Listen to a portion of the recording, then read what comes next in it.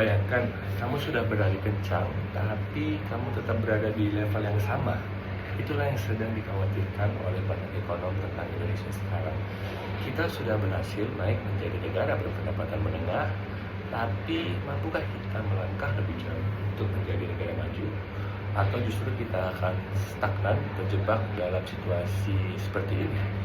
Inilah yang disebut dengan middle income trap, dan hari ini kita akan bahas apa yang harus dilakukan pemerintah Indonesia agar tidak terjebak dalam situasi tersebut.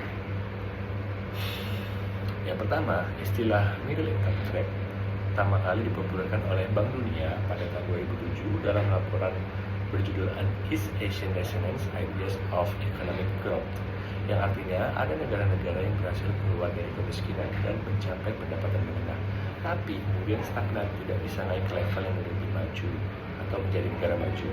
Kenapa bisa terjebak? Karena mereka sudah tidak bisa bersaing lagi dengan negara murah di manufaktur dasar, tapi belum cukup canggih untuk bersaing dengan negara maju dalam inovasi maupun teknologi. Indonesia saat ini berada di GNI per kapita sekitar $4.700 Amerika Serikat. Untuk menjadi negara maju, kita harus berada di pendapatan $12.000 pada tahun 2045, dan gap yang sangat besar yang harus kita capai sebelum tahun 2045. Untuk pilar pertama, yaitu bidang fiskal. Fiskal adalah soal bagaimana pemerintah mengumpulkan dan membelanjakan uang negara, dan inilah 3 langkah-langkah strategisnya.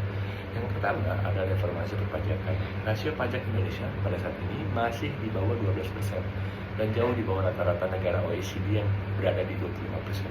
Kita perlu memperluas basis pajak, menutup kebocoran, dan mendigitalisasi sistem perpajakan seperti Cortex. Rasio pajak minimal 15% dari PDB dalam 10 tahun ke depan. Dan yang kedua, belanja yang lebih produktif, dan jangan hanya habiskan anggaran untuk subsidi, alihkan ke hal-hal yang lebih menghasilkan seperti infrastruktur atau pendidikan vokasi, riset, dan lain-lain, dan investasi SDM di tengah ekonomi yang sekarang. Ketiga, ada insentif fiskal yang tepat untuk diperoleh oleh orang yang tepat. Dan terakhir, ada tax holiday yang untuk mengurangi tax pada perusahaan yang membutuhkan. Kita perlu menarik investasi yang transformasi struktur ekonomi, bukan hanya sekedar datangnya pergi. Dan pilar kedua yaitu ada kebijakan moneter. Ini adalah domain dari Bank Indonesia atau Bank Indonesia, menjaga harga tetap stabil untuk uang tetap menggerakkan ekonomi. Yang pertama, stabilitas nilai tukar. Rupiah terlalu lemah bisa bikin impor menjadi mahal dan inflasi semakin melonjak. Rupiah yang terlalu kuat bikin ekspor kita tidak kompetitif. Kita butuh manajemen kurs yang cermat dengan cadangan devisa yang kuat. Dan yang kedua, inflasi rendah dan terkendali. Target inflasi 2,5%